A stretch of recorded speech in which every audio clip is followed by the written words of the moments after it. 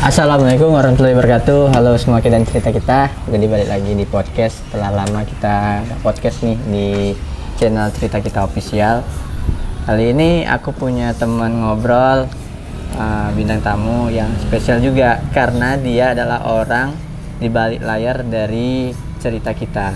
Jadi Cerita Kita punya kru, dialah kameramen atau juga orang-orang pertama pendiri dari channel ini.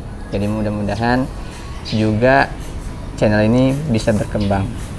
Ada hal satu lagi, sebelumnya namanya dulu lah. Namanya dia adalah Muhammad Agus, dan ini juga baru pertama kali ya nampil di depan layar. Pas pertama kali ya. Nah, yang menyakitkan juga ini yang terakhir dia bergabung di Cerita Kita Official. Kenapa itu? Nah, inilah kita mau bahas. Gimana Gus? Kabarnya? Alhamdulillah sehat, Chan. Kemarin udah cukup lama nggak ketemu sama dia karena ada beberapa pekerjaan yang berbeda. Kali ini disempatkan untuk ketemu ngobrol-ngobrol di podcast ini.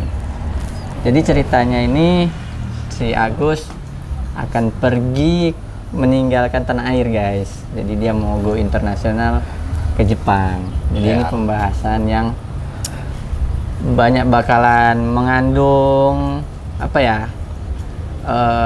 kesah ya. Terus juga pengalaman lah, pengalaman pekerjaan karena mungkin ya.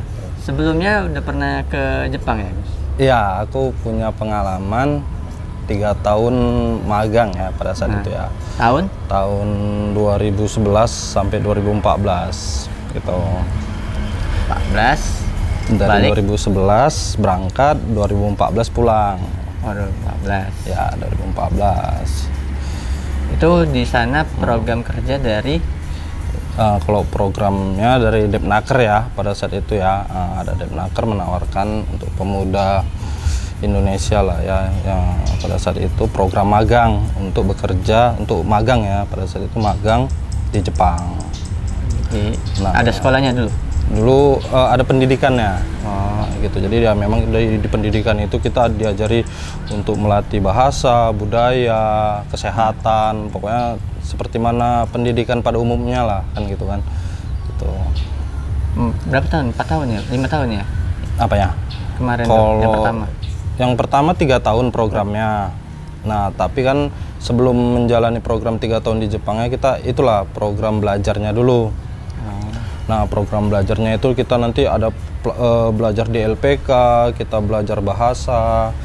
Nah, setelah selesai di LPK, kita ikut tes magang ke Jepang. Pertama tes dulu itu hitungannya? Iya, kita ada tes, kan banyak di tesnya, tes fisik, terus tes semaptaan gitu kan, kesehatan, medical check up, bahasa, matematika, pokoknya seperti itulah untuk seleksinya, persiapannya lah ya, persiapannya seperti itulah seleksinya kan. Jadi kita selesai di tahap itu, nah kita masuk mulai pendidikan di Depnaker Transnya itu kan. 2 bulan di daerah. Di mana? Pada saat itu di daerah Pancing. Oh, masih itu di Medan berarti ya? Iya, 2 bulan di daerah di Medan, tepatnya di kampus Amir Hamzah itu ya pada saat itu ya. Setelah lulus 2 tahun di situ, setelah lulus 2 bulan di situ diberangkatkan ke Bekasi. Di Bekasi, ya dengan daerah-daerah lain lah, campur kan. Ada yang dari Jawa, beragam ke sana ya. Ya, pokoknya kita ngumpul semua di situ, satu angkatan. Nah, di situ kita belajar pendidikan juga, menjalani pendidikan selama 2 bulan. Oh, berarti 2 bulan di daerah Medan, 2 bulan di Bekasi. Jadi tahap pertama di Medan, tahap keduanya di Bekasi. Nah, setelah selesai 2 tahap itu baru berangkat ke Jepang. Balik lagi ke apanya? Sebelum yang di daerah itu ada seleksinya lagi untuk masuk ke situ? Iya, ada juga itu yang tadi itu aku bilang dia ada seleksinya dulu kan. Sebenarnya bukan seleksi sih, sebenarnya cuma dites. Karena kalau seleksi itu kan dia ada yang gugur, ada yang nggak gugur. Nah, gitu. Ini yang memang kalau kita nggak sanggup menjalani tes itu ya gugur lah istilahnya gitu. Tapi kalau berapapun sanggup terus gitu kan, mampu dengan nilai rata-rata yang mencukupin, ya udah masuk berapapun peserta, ya berapapun pesertanya masuk semuanya. Gitu. Itu resmi dari pemerintah berarti ya? Resmi dari pemerintah. Berangkatkan ke Jepang di perusahaan? Nah, pada saat itu aku di perusahaan, sebutin nggak namanya? Nggak apa-apa, ya kan? Jadi ada salah satu perusahaan otomotif itu ya bergerak di otomotif ya. Itu suku cadang mobil, mobilnya kalau nggak salah ya campur, ada Nissan, ada Mazda juga pada saat itu kan. Gitu. Lebih fokusnya aku mengerjain AC mobil. Banyak orang Indonesia yang berangkat ke sana. Pada gelombang itu banyak orang. Kalau waktu angkatan aku ya dari kami di Bekasi itu ya kurang lebih ada 120 orang gitu yang tersebar ke seluruh Jepang dengan bidang keahlian yang beda-beda. Nah gitu, karena sebelum kita kita berangkat, sebelum ya selesai seleksi, nah di situ kita ada pilihan tuh. Nah, iya kita pengen tuh di bidang apa gitu kan, banyak pilihannya. Lalu kalau kan tuh udah berangkat tuh ke Jepang. Ya. Sampai di Jepang tersebarnya itu memang udah ada yang nge-guide lagi. Ya, jadi gini. Selesai 2 bulan kita di Bekasi. Setelah itu kita berangkat, mungkin sekitar adalah 1 pesawat kita diberangkatkan itu ke Jepang. Nah, belum langsung ke perusahaan tuh. Kita dikumpulin di training center di daerah kalau nggak salah nama training centernya itu Minami Kashiwa di daerah Cibakeng itu. Nah kita kita pendidikan lagi 1 bulan di situ. Oh, di Jepang juga ada pendidikan lagi? Iya, pendidikan 1 bulan sebelum kita masuk ke perusahaan. Gitu. Jadi 1 bulan kita di training center itulah kita belajar budaya, gimana cara mandi, gimana buang air. Itu diajarin sebelum di Indonesia atau di sana baru dapat itu? Kita di Indonesia sekedar istilahnya kayak teori. Kan gitu. Mungkin kita prakteknya langsung di sana gitu. Iya. Jadi beda ya, beda sekali gitu. Beda kali. Budaya Indonesia sama Jepang tuh dari mandi sangat-sangat berbeda lah. Iya. Jadi di mana toilet di Jepang tuh kan nggak boleh basah untuk toilet kan, buang air tuh kan. Itu nggak boleh basah, yang basah itu kan kamar mandi, tempat mandi kan gitu. Tempat urian yang 4 pipis itu nggak boleh di lantai. Itu nggak boleh basah kan gitu. Oh iya, pantas ya kalau gitu. Misalnya di Indonesia juga ada beberapa mall yang kalau lantainya basah langsung UB-nya langsung. Iya, jadi memang seperti itulah budaya di Jepang gitu kan, bersih dia memang di Tuh, jadi semua dipelajarin di training center itu. Jadi masih 100 orang itu masih ngumpul di situ? Masih ngumpul, tapi dibedain kalau nggak salah ya. Ini dibedain per wilayah. Jadi kayak pada saat itu kan kami yang di daerah Kyushu tuh bawah. Itu daerah gunung? Jepangnya enggak. Ya kalau gunung ya hampir rata-rata daerah ada gunungnya kan gitu. Jepang, ya, karena daerah pegunungan, karena negaranya juga negara kepulauan kan. Dekat sama laut-laut juga gitu. Nah jadi daerah bawah jadi dikumpulin gitu kan kami. Jadi ketemu tuh yang awalnya di Bekasi itu 1 perusahaan itu beda-beda kelasnya gitu kan. Ada yang sama, ada yang berbeda lah kan gitu.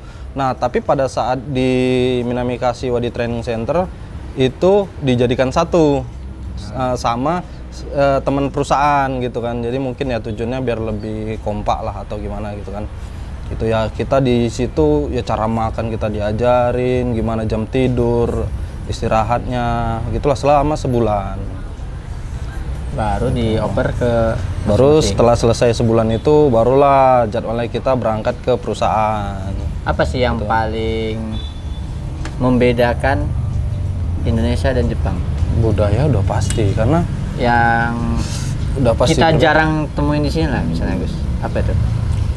Gini, adab atau apa gitu ya. Kalau adab ya jadi kayak maaf ya, contohnya gini, kayak aku kan ngerokok nih kan gitu, aku ngerokok ya kan, kalau di sana itu budayanya itu matikan itu bukan yang gitu, nggak langsung gitu kan. Jadi dia ya kayak ada jadi asbak, ada juga tempat airnya gitu.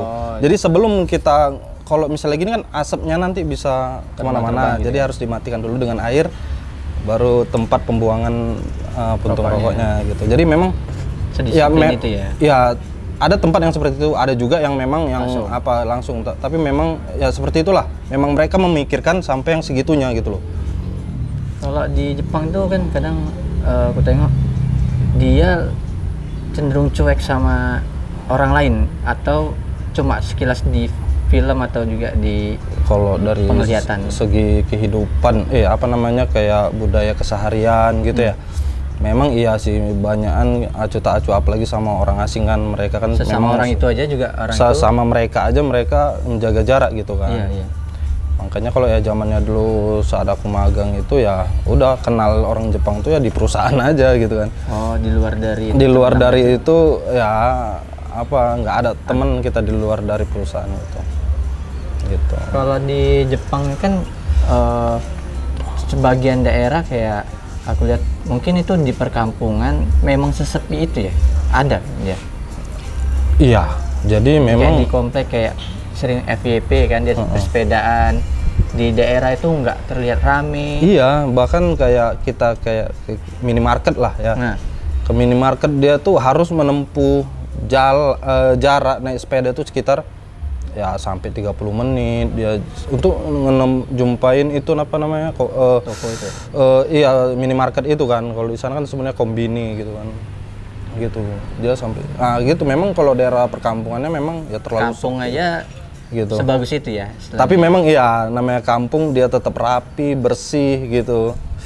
Apalagi kira-kira yang membedakan udara pertama kali ke sana apa yang bikin nggak kerasan, ada nggak? Yang nggak bikin kerasan itu mungkin makan ya. Makan mungkin yang biasanya kita kan kalau di Indonesia gini kan, apalagi kayak orang Medan kan cenderung pedas, berasa gitu kan. Di sana kan memang berasa, cuman kayaknya ya gimana, kayak ibaratnya kayak kita ngerasa kayak kurang rasa gitu, kayak kurang pedasnya.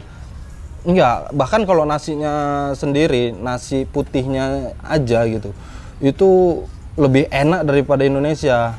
Kenapa? Maksudnya gini, kita makan nasinya Jepang itu tanpa pakai lauk aja, kita udah bisa gitu. Maksudnya saking enaknya gitu. Mungkin ya kalau lebih ada manisnya, lembut gitu. Makan iya, gitu-gitu ya. Itu jadi lebih ya lebih enak lah kalau yang aku rasa ya, beras Jepang. Warung-warung gitu ada nggak? Warung ada, warung kayak warung mie, ramen gitu. Warung-warung kayak jualan jajanan. Itu kalau selama aku di sana ya, aku cuman ngeliat kayak gitu pada saat Omatsuri, perayaan. Kayak ada perayaan, misalnya kayak Obong Yasumi, liburan musim panas. Gitu kan, liburan musim panas tuh. Nah, mereka bikin kayak bazar. Bazar jajanan gitu di taman. Ada momen gitu ya? Nggak ada yang rumah kalau sekalian jualan gitu, sekalian jualan. Kalau di daerah perkampungan mungkin ada ya. Sebenarnya ada sih. Maksudnya gini, mereka jualannya kalau makanan ada juga, tapi ya pakai toko gitu. Tetap kayak minimarket jatuhnya. Iya, gitu, kayak kayak warung kecil lah gitu mereka buat di rumah, karena deket tempat tinggal aku dulu pun di sana kayak gitu, ada warung mie ramen gitu kan. Ya udah, dia sekalian tempat tinggalnya di situ juga. Kalau beli sayur di toko, beli sayur di pasar gitu? Di supermarket. Dia nggak ada pajak gitu? Pajaknya wah jarang ya. Nggak pernah. Ada sih sebenarnya, ada, cuman aku mungkin nggak terlalu mengeksplor kali Jepang dulu pajaknya di mana gitu, nggak, karena namanya untuk belanja sayur aku ya udah aku beli di mana yang terdekat gitu kan. Kalau di sana pernah nggak Gus nampak tentaranya gitu, karena kan tentaranya mereka ikonik kali ya, bajunya gitu. Aku belum Kalau di Indonesia pernah. kan berseliweran. Iya. Kalau Jadi di sana, waktu di sana aku untuk ngelihat tentara Jepangnya sendiri belum pernah lihat. Gitu. Mungkin memang ya itu tadi kan. daerahnya mungkin nggak Iya. di situ kompinya gitu Iya, kali ya. mungkin nggak dekat markasnya Kalau di mungkin sini atau kan apanya markasnya banyak. iya kali ya. di mana-mana. Yang dari Malaysia dari apa gitu? Ada, kalau Ada luar juga ya? negeri lain pun ada kayak Vietnam, Thailand, ya kalau salah Cina juga ada gitu. Malaysia ada gitu. Cuman memang mereka tujuannya maksudnya dengan visa yang berbeda-beda gitu. Walaupun memang sama-sama bekerja gitu kan. Tapi kan visanya kan beda-beda, banyak kan visa bekerja di Jepang kan banyak gitu kan. Yang friendly tadi? Gitu. Jadi yang terkait ya iya, jadi kayak sama kayak di Indonesia juga yang ada temen yang kayak dia humble gitu, maksudnya enak gitu, kita negur mereka juga negur, ya udah awal-awal dari gitu ya udah jadi temen gitu kan, sering ngobrol ya udah jadi temen gitu. Ada juga yang sekedar sapa aja gitu kan, selamat siang, selamat pagi, selamat sore, ataupun ya udah gitu aja gitu, nggak ada yang sampai hubungannya. Sebelumnya udah pernah kepikiran mau ke sana nggak? Dari sekolah dulu? Dari zamannya sekolah dulu ya. Sebenarnya nggak ada kepikiran untuk aku keluar negeri, bekerja di luar negeri, itu nggak ada.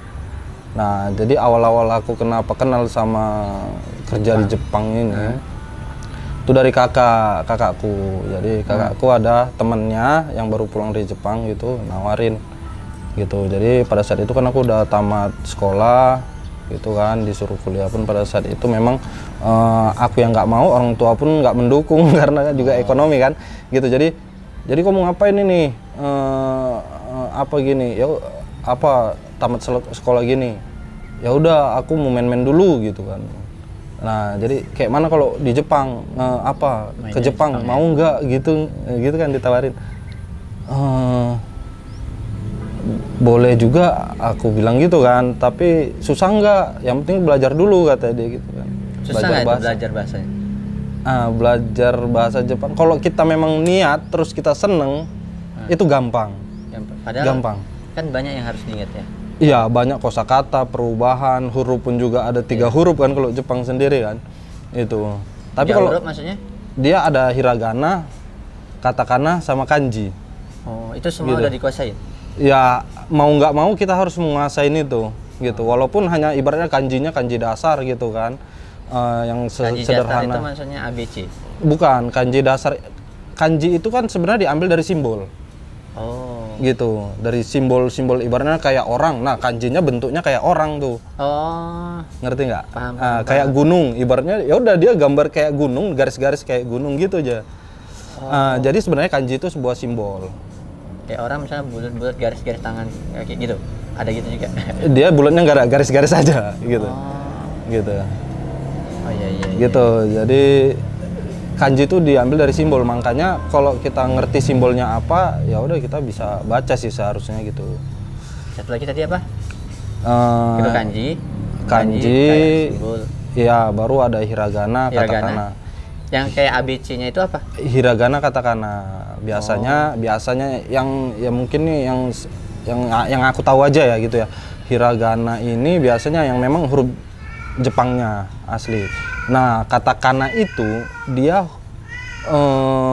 tulisan Jepang memang, tapi untuk menuliskan bahasa asing gitu, kayak namaku gitu kan. Nah, itu ditulis pakai huruf katakana, nggak boleh huruf hiragana, nggak boleh gitu.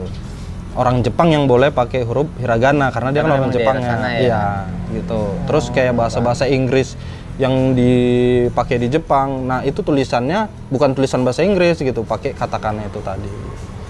Itu semua udah ada levelnya juga itu ya? Kalau bahasa Jepang ada levelnya, paling rendah itu level 5, ya paling tinggi itu level 1 lah ya levelnya? Gitu. Kalau aku sendiri pas tahun terakhir kemarin lulus JLPT level 3. Level 3. Gitu. Yang standarnya sekarang kalau mau berangkat level? Kalau mau dapat bekerja di Jepang itu level 4. Level 4 ya? Level 4. Sekarang iya. Gitu. Oke, balik lagi kita ke Jepang. Kalau di Jepang itu kan kalau bisa jumpa sama teman-teman yang dari Indonesia itu, kalian pergi jalan-jalan atau malesan? Nah, ini ya itu tadi kan orang juga punya kepribadian yang beda-beda kan. Dia pengen manfaatkan liburnya itu buat istirahat, ya udah dia di rumah. Istirahatnya kayak kita juga, Sabtu Minggu atau Minggu gitu. Ada perusahaan yang kayak seperti itu kan, Sabtu Minggu, ada juga yang hanya hari Minggu gitu. Di perusahaan yang kemarin ada. Kalau yang yang saya awal dulu itu Sabtu Minggu libur. Yang dari Indonesia satu perusahaan itu ada juga. Ya, jadi satu perusahaan kami pada saat itu aku gitu masuk, kami bertiga di perusahaan itu. Tapi udah ada seniornya 6 orang. Jadi di tiap tahun kan 3 tahun tuh. Jadi 3 tahun selesai, tahun ketiga selesai masuk 3 orang gitu. Gitulah bergantian. Tinggalnya di sana. Tinggalnya di apartemen yang memang disediain mereka. Iya, jadi itu sewa. Itu ya sewa, kita sewa tapi nantinya kan dipotong dari gaji. Oh, gitu. Langsung dari perusahaannya yang membayarkan gitu, tapi memang dipotong dari gaji gitu. Kira-kira apa lagi kalau di Jepang yang jarang ditemuin di Indonesia? Ya ada pasti cuaca ya. Satu tadi cuaca. Terus ya pasti budayanya sangat berbeda lah, kebersihan, disiplin. Nah, makanya itu kalau kita pengen hidup disiplin seharusnya ke Jepang. Ya ke Jepang juga. Memang level disiplinnya itu ya cukup tinggi, tekanan disiplinnya tinggi lah. Jadi jam waktu, jam pulang. Orang stresnya juga di sana banyak. Gitu. Dari berita-berita artikel. Ya, kalau memang dia nggak bisa tekanan sosialnya itu ya. Mengikuti tekanan itu ya itu tadi depresi dah pasti. Tapi kalau dia menikmati dengan disiplin itu tadi kan gitu kan. Tapi seharusnya ya dia nikmat dengan keadaan seperti itu. Makanan Indonesia yang makanan Indonesia kalau restoran kita buat, tawarkan ke mereka pernah? Kita buat, kita tawarkan. Berarti kan kita yang masak gitu kan. Iya, kita yang masak. Pernah. Jadi ada beberapa teman banyak yang mereka suka. Mereka suka ya, tapi nggak tahu ya mereka suka atau enggak. Yang pasti mereka yang paling pertama mereka ucapkan pasti pedes. Pedes dulu. Banyak ya, kalau misalnya kayak kita masak Indomie sana gitu. Ada juga Indomie ada juga. Kalau Indominya Indonesia ya ada dijual kan, ada dijual online gitu kan. Orang Jepang tahu cara masaknya. Kayak mie goreng. Ya pasti tahu lah, sama juga kan. Iya, kalau mie goreng kan kita kadang ada yang rebus, taruh bumbu. Ada yang rebus sampai sat gitu kan. Iya, sama juga sih, di sana juga ada mie Jepangnya yang kayak gitu cara masaknya.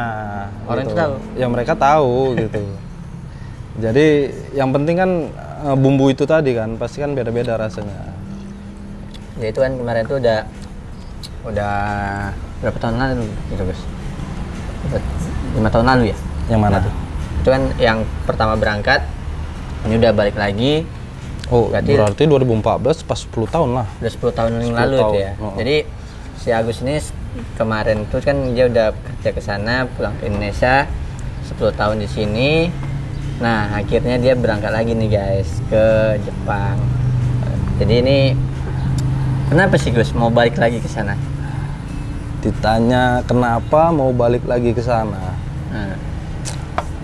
Karena gini, ya mungkin dengan pengalaman kerja aku yang udah 10 tahun kerja di Indonesia nih, setelah aku pulang dari Jepang kan,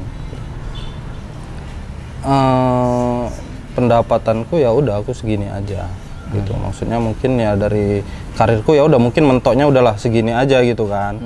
Nah, karena kalau aku bandingkan dengan di Jepang, pasti aku bisa mendapat lebih besar. Yang pertama, terus di rate berapa sih Gus kok misalnya kerja di Jepang? Jepang ya. Jadi beda rate-nya aja lah, angka depannya. Sekarang ya di belasan lah ya. Belasan ya. Belasan itu ya mungkin ada? Sampai karena dulu pun aku posisinya masih magang, aku pernah mencapai di angka 20-an juga. Itu masih gitu. Tapi itu ya memang itu kan kita lemburnya kan juga jelas kan. Karena ya ibaratnya gitu, kita kerja dari jam 8 sampai jam 5. Nah, taruhlah kita bilang itu kita rupiahkan gitu ya. Dalam 1 jamnya itu dari jam 8 sampai jam 5 itu kita rupiahkan taruhlah 1.000 atau 100.000 kan gitu. Nah, apabila kita lembur dari jam 5 sampai jam 6, nah itu udah berubah lagi, udah nggak 100.000 lagi. Jadi 110.000 gitu. Nah, itu kelipatan lah ketika jam 5 ke jam 6 ke 7 gitu. Jadi beda dia apanya gaji per jamnya. Karena aku baca kalau ada kesempatan ke luar negeri ambil, karena ada kemungkinan kita hidup di kerja 5 tahun di Indonesia bisa kita capai 1 tahun di luar negeri. Iya. Itu betul. Ada betulnya juga. Ada ya? betulnya karena ya semua tergantung orangnya sih. ya. Kalau dia memang tujuannya apa nih, dia kalau mau menghemat gitu kan, ya udah pasti dia bisa menggapai apa yang dia inginkan kan gitu.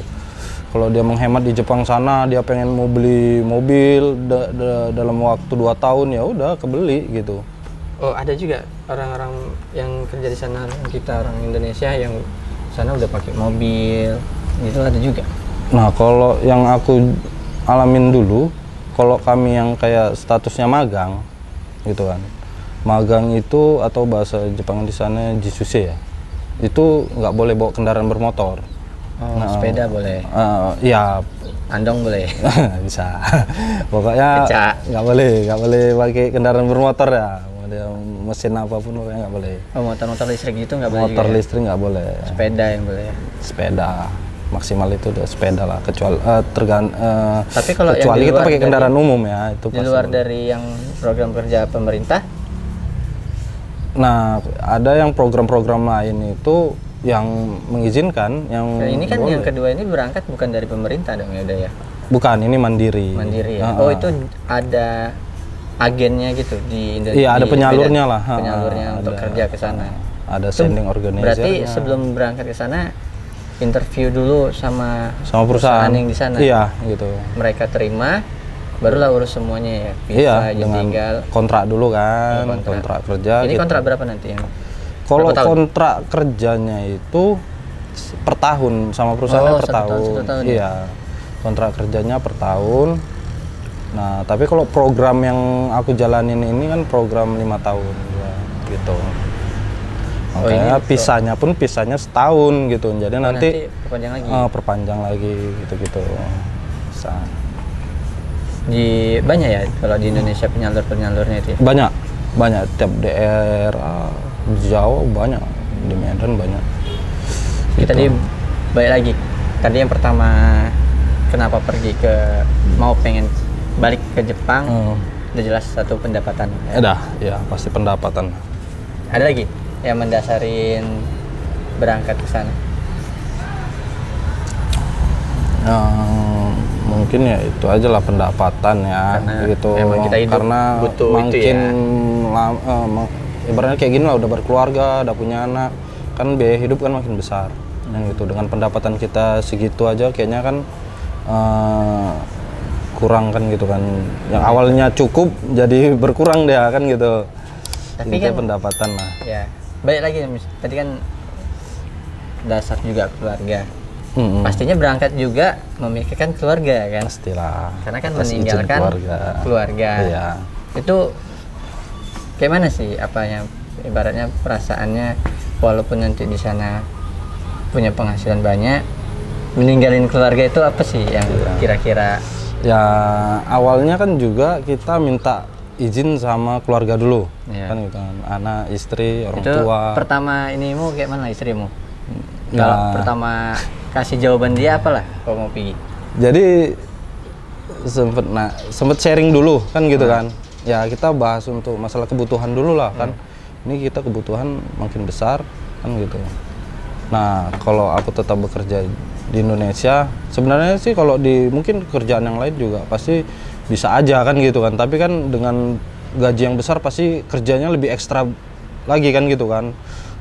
Jadi ya itu tadi lah, sharing sama istri gimana kalau aku balik lagi ke Jepang, karena tujuannya juga aku banyak waktu pulang dari Jepang tuh kan bawa sertifikasi kan gitu kan, yang dimana aku bisa gunakannya itu bisa kugunakan di Jepang juga gitu kan. Jadi daripada aku ambil di Jepang sana kayak level bahasa, sertifikat yang lain lah kan gitu kan. Permesinan kemarin gitu kan aku udah ambil. Nah, sayang dong kalau kugunakan kalau di Indonesia susah kugunakan kan gitu kan. Jadi ya udah, kebetulan ada yang nawarin juga ada program yang dapat balik lagi ke Jepang gitu.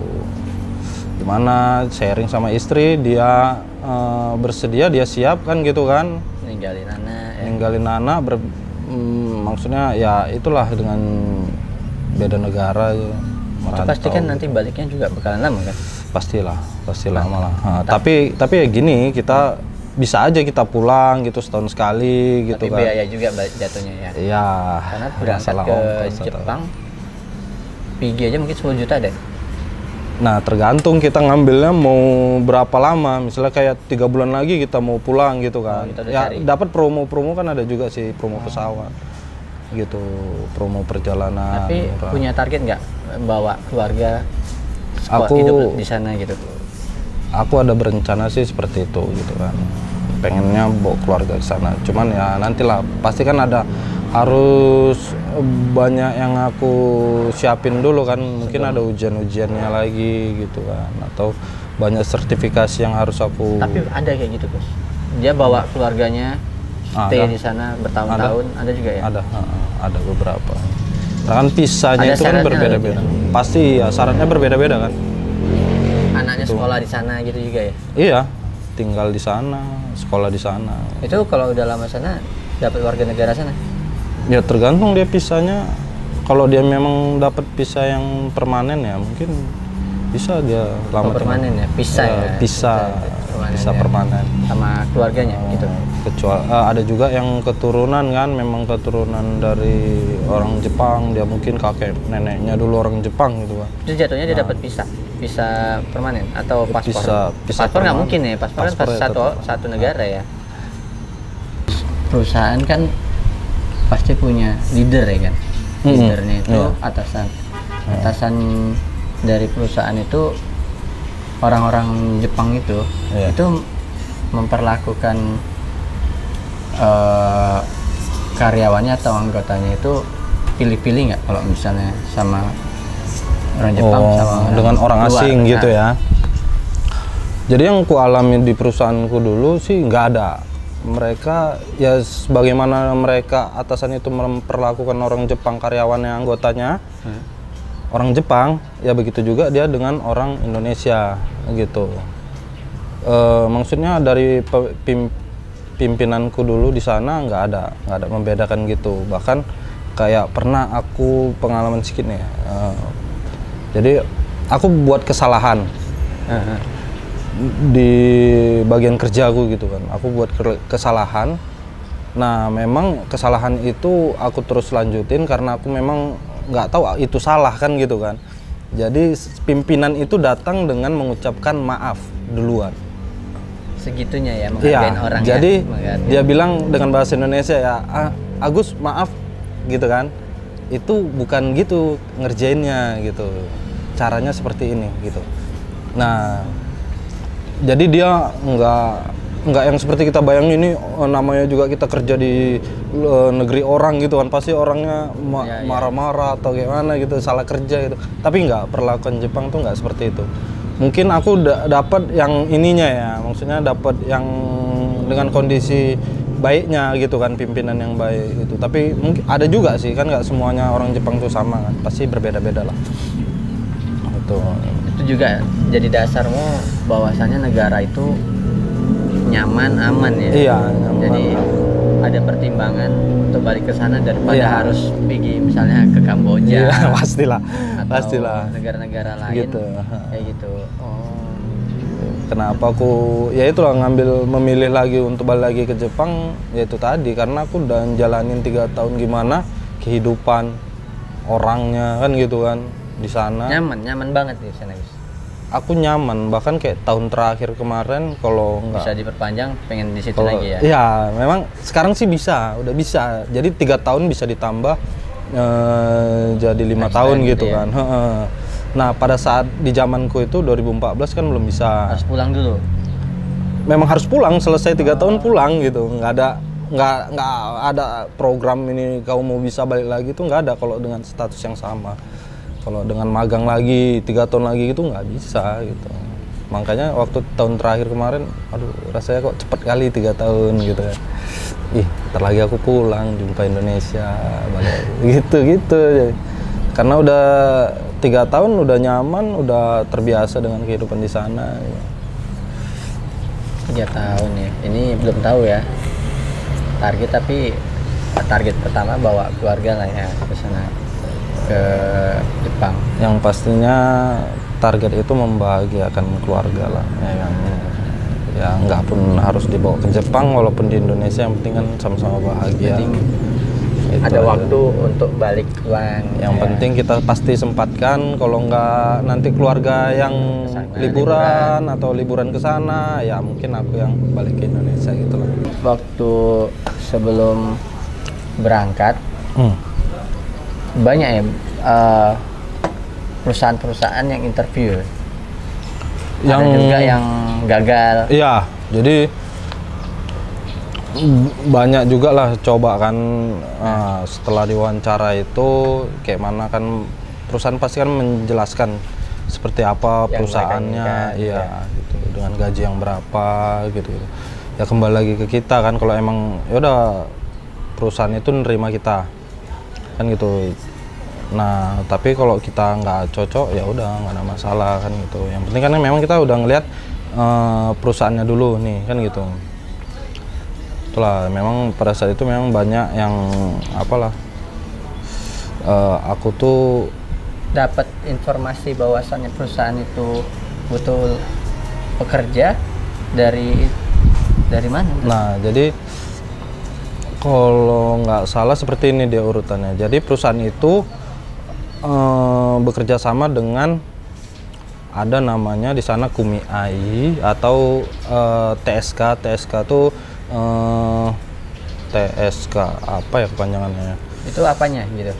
Kayak outsourcingnya gitu. Oh itu Jepangnya TSK ini? Iya di Jepangnya gitu kan. TSK itu kayak singkatan dari bahasa Jepang gitulah. Torokusien Kikang kalau nggak salah ya. Itu penyalur di Jepang kan gitu kan. Nah di dalamnya itu pun memang ada orang Indonesianya juga di KUMI itu, yang bekerja di KUMI itu orang Indonesianya. Nah mereka buang perusahaan itu, buang ya istilahnya, meneruskan informasi perusahaan itu ke bukan TSK lagi, ke LPK yang ada di Indonesia. Nah LPK-nya pun dia yang bisa mengirim itu kan yang udah bersertifikasi juga kan. LPK-nya yang SO lah, yang udah SO, dia sending organizer seluruh gitu. Indonesia lah berarti ya? Seluruh Indonesia gitu. Jawa, Sumatera. Ya, pokoknya yang mana penyalur yang di Jepangnya ini bekerja sama LPK mana kan gitu kan istilahnya kan. Nah kan LPK ini kan udah menyiapkan untuk kandidatnya kan sesuai bidang-bidangnya kan gitu. Nah jadi ibaratnya kayak perusahaan ya permesinan misalnya gitu kan, dia ya udah diteruskan ke Indonesia bahwasanya ada perusahaan yang mencari di bidang permesinan kan gitu. Nah dilihatlah siapa LPK yang punya kandidat bagian permesinan. Nah ditawarin lah untuk ikut wawancara. Yang ini nanti berangkat di bidang? Di bidang? Kalau bidangku kan ke permesinan. Oh, tetap di permesinan nanti berangkat lagi ya? Iya.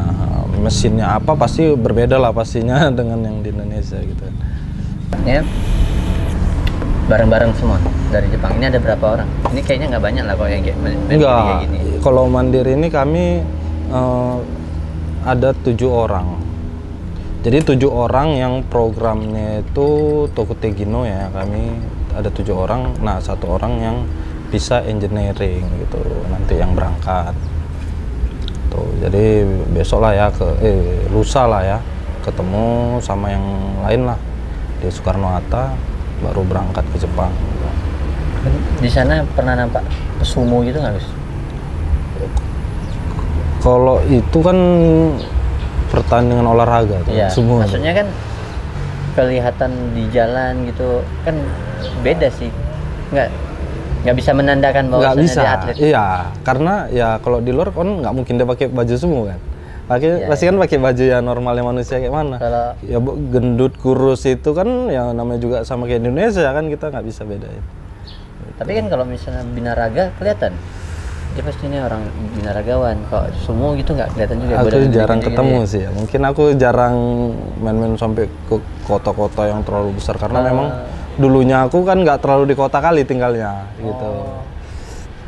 Tapi tempat-tempat kayak gitu biasanya adanya di Tokyo gitu-gitu ya.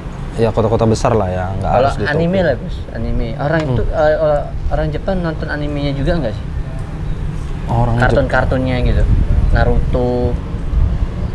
mereka yang nonton gitu, gimana ya aku bilang ya? Kayak Karena di zamanmu kesana kan Naruto udah ada belum? udah. Pernah ceritain Naruto nggak? Orang tuh menceritakan Naruto. Nonton Ya mereka tahu, tapi nggak yang aku kenal gitu ya, orang Jepang yang kawan kerja aku lah yang pastinya. Ya mereka nggak banyak yang semania gitu nonton anime gitu. Nggak kayak di Indonesia kan apa? Tapi memang ada juga yang yang seneng gitu. Maksudnya ya kayak kita lah kan, mungkin kau seneng gitu sama anime kan gitu. Aku nggak. Ya udah. Nah kebetulan aku jumpa sama orang yang nggak suka juga kan gitu kan. Tapi kalau secara apa ya namanya manga ya, apa ya gambar itu ya. gambar, mereka rata-rata jago gitu. Bahkan yang nggak suka anime Jago dia gambarnya jago gitu. Memang udah basicnya mereka ya. Berarti Iya, menggambar. jadi kayak aku pernah pengalaman kerja aku gini. Jadi teman aku nih nggak bisa lembur kerja. Dia minta tolong aku gantikan, gitu. Jadi dia ngasih tulisan dengan bahasa Jepang ya. Tolong aku ya, semangat, tulisannya gitu. Nah di bawahnya dia gambar Doraemon gitu. Dan itu persis sekali asli kayak gambar Doraemon gitu. Wah keren ini. Panas di sana juga yang nyiptakan kartun manga gitu selalu dari sana ya. Jadi gitu. Memang udah rata-rata pasti basic keahlian tuh gambar banyak lah ditemukan di sana. Kalau untuk itu kan tadi manga, kalau misalnya yang kayak di Indonesia kan kayak JKT. Di sana ada juga habit atau juga perkumpulan kayak gitu ada yang kayaknya ibaratnya kayak dari style kiblatnya ke sana gitu kan. Itu di daerah ya pasti kota-kota besar lah, Tokyo gitu lagi ya. Tokyo ya show-nya gitu juga ada show itu yang kayak nyanyi show seperti kayak gitu kayak JKT ada gitu konser di beberapa kayak di Jepang, daerah apa, gitu. AKB ya AKB ya pada saat itu AKB48. AKB itu di daerah Tokyo. AKB itu kan Akihabara.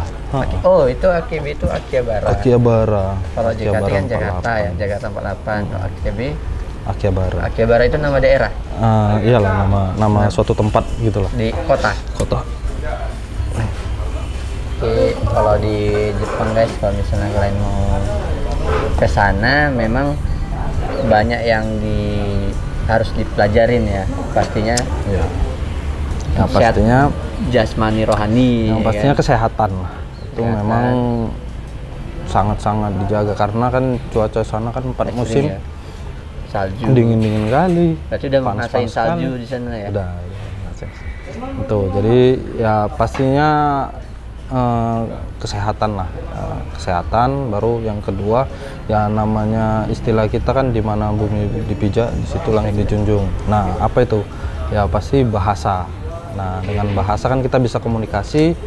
Nah, dengan bisanya komunikasi kan orang bisa tahu kita seperti apa gitu. Bahasa. Nah, yang kedua yang ketiga ya apalah ngikutin gimana budaya. Jadi kita mesti tahu budaya yang di sana harus gimana. Nggak bisa kita bawakan budaya Indonesia kita di daerah-daerah lain. Gitu, nah, sholat ada beberapa perusahaan ya. Karena kalau di tempat perusahaan aku yang lama itu memang nggak diizinkan kan. Gitu. Ibaratnya gini, aku bulan puasa kan gitu. Jadi dari perwakilan perusahaan ini ngomong ke kami bahwasanya dengan maaf tadi, maaf ya. Ya enggak sih. Jadi mereka nyampaikan kalau memang nggak tahan diupayakan lah kan gitu ya, kok bisa jangan puasa ya kan gitu. Tapi mereka tahu bahwasannya itu bulan puasa. Iya, mereka tahu kan gitu bahwasanya kami semuanya Islam dan kami menjalankan ibadah puasa kan gitu. Nah, tapi memang perusahaan ini tujuannya agar ya itu tadi kan gitu. Kalau misalnya pikiran mereka gini, kalau orang yang nggak makan pasti lemes kan gitu, konsentrasinya pasti menurun. Nah, daripada konsentrasinya menurun nanti dia bisa kecelakaan kerja kan gitu. Makanya mereka menyampaikan bahwasanya upayakan nggak usah puasa ya kan gitu. Itu sih. Tapi ya kalau memang kita bisa menjaga stamina terus apa ya puasa aja. Tanpa sepengetahuan mereka. Tanpa sepengetahuan mereka ya nggak ada masalah gitu. Kalau yang Nasrani gitu juga, kalau misalnya Minggu itu kan kerjanya sama, Senin, Selasa, Rabu, Kamis, Jumat, Sabtu, Minggu. Iya sama. Ya banyak industri itu ya liburnya Sabtu Minggu. Kadang pun ya Minggu aja gitu. Kadang pun memang kita disuruh weekend itu masuk kan gitu kan. Lembur gitu. Apabila memang target pekerjaan itu kan meningkat gitu ya, kita mau nggak mau lembur lah gitu. Oke, apalagi tadi udah budaya nggak bisa. Pokoknya ya budaya. Terakhir ya budaya. Ya mungkin itu aja lah ya. Ya harus ngikutin budaya di sana lah kan gitu. Tadi kesehatan, bahasa, budaya, sama relasi lah satu lagi. Relasi lah. Ya. Karena kayak manapun, kita dimanapun kita bisa sampai ke tempat tujuan itu pasti membangun relasi ya kan. Sampai kayak Agus ini kan dia berangkat lagi ke sana pastinya karena ada relasi. Jadi relasi berhubungan baik bisa dah ke sana. Jadwal kalau dari pemerintah itu masih ada Gus? Ada. Kenapa nggak tes yang dari pemerintah lagi? Nggak boleh? Kan dari pemerintah itu magang dan aku kan udah nggak bisa magang lagi gitu. Nggak tahu ya kalau program pemerintah sekarang ada yang untuk pekerja gitu kan. Aku nggak tahu sampai situnya sih, karena yang tauku dulu memang kami ya bisanya cuma magang gitu kan. Nggak tahu ada program-program lain pemerintah yang bisa pekerja atau apa, kurang tahu sih kalau sekarang ini. Jadi gambaranmu balik lagi ke Jepang itu masih kira-kira masih sama nggak sama 10 tahun yang lalu gitu. Nah. Ya mungkin ada beberapa perbedaan lah ya. Dari yang dulunya kalau masih muda, ya, ura-ura, mungkin sekarang nanti dikurangin. Oh, kalau dari akunya gitu ya? Ya pastilah kan, sekarang udah statusnya berkeluarga juga mungkin. Ya lebih disiplin lah masalah penggunaan uang, waktu istirahat pun namanya juga udah mulai umur bertambah ya kan. Kalau gajinya yang ngasih, konversinya masih yuan orang itu gajinya? Yen. Yen. Masih. Kita yang kalau bisa mengirim, langsung dikonversikan ke rupiah? Rupiah, gitu. Gitu sih. Tapi seharusnya di Jepang sekarang udah mulai mudah lah apa-apa kan. Itu kayak pengiriman uang, nelpon, karena di zamanku dulu belum ada video call kan. Iya, masih Facebook kan ya? Masih Facebook, masih sekarang chatting kan. Bisa video call. Sekarang udah video call ya, mungkin udah mulai mudah lah. Iya. Yang penting jaringan internet ada. Ibaratnya rasa kangen masih bisa diobati walaupun beberapa persen ya. Itulah guys beberapa ceritaku sama rekanku yang ku kenal udah sangat lama. Kita bangun YouTube ini juga dulu tujuannya sama, berjalan dengan banyak sekali problem dan juga sampai sekarang masih bisa nyetor-nyetor video. Mungkin nanti ada beberapa video dari Jepang yang bakalan aku upload di channel kita, jadi tunggu aja. Mungkin itu nanti dari Agus.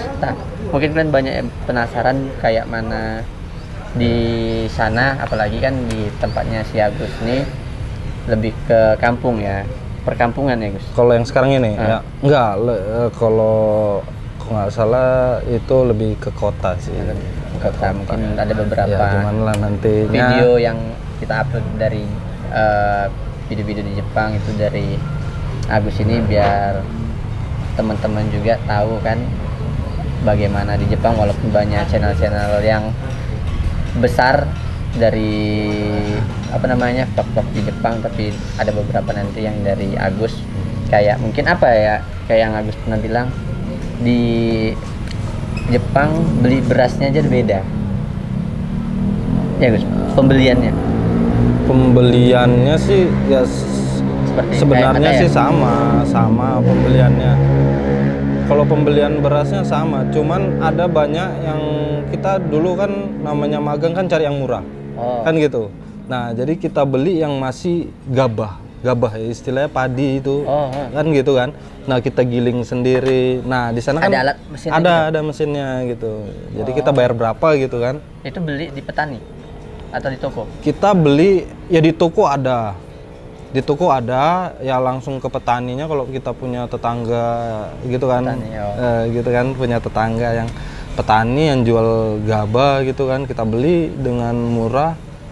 Ya udah, giling sendiri. Mesinnya kita sewa lagi. Mesinnya itu memang udah ada tempatnya, kayak umum. Kayak iya umum. Boleh dipakai. Iya, kayak ya udah tempat-tempat apa kayak apa ya tempatnya di sini ya. Ya kayak tempat warnet gitulah kan. Warnet tapi bayar. Iya, kita bayar. Jadi kita telepon umum lah misalnya ya. Iya, berapa kilo kita masukkan gitu kan. Ya udah di situ kan ada pilihannya. Ya udah kita nanti tinggal. Oh, keluar langsung jadi beras. Iya, keluar udah digiling, udah bersih gitu. Bakalan masih kayak gitu nggak tuh nanti di sana? Kurasa sih enggak ya. Enggak ya. Karena kalau dulu kan memang tempatnya nggak terlalu ke kota. Kan gitu. Jadi masih ada temukan tempat-tempat yang kayak gitu kan. Tapi apa kalau di kota sih kayaknya mulai praktis lah beli. Mungkin adalah beberapa video-video yang menggambarkan di tempat dia nanti guys. Jadi kita tunggu aja kiriman-kiriman video dari Jepang. Mungkin itu aja Gus. Ada nggak? Okay. Beberapa kata Gus pakai bahasa Jepang untuk yang nonton video ini, untuk keluarga mungkin, untuk teman-teman yang bakalan lama nanti jumpa lagi, karena kan berangkat ke sana pasti lebih dari 1 tahun untuk balik lagi ke sini lah. Mungkin bisa pakai bahasa Jepang, nanti kita akan latihkan. Oke, minasang shigoto toka asobi ni toka kegaiしないように体を気をつけてください。おビデオ見てくれてありがとうございます。Arigatou gozaimasu. Pastinya terima kasih. Terima kasih. Oke Gus, mungkin itu aja. Oke. Sampai jumpa lagi nanti di beberapa tahun ke depan. Semoga sehat selalu di sana. Juga nanti bakalan berkabar-kabar lah sama kita di sini. Jangan lupa diri, istilahnya tetap jaga diri, batasan-batasan, karena di Jepang terlalu bebas ya. Terlalu bebas, harus tahu diri juga. Ini itu aja pesan-pesan dari aku. Sukses dan pastinya selalu sehat selalu. Oke guys, sampai jumpa di video selanjutnya. See you.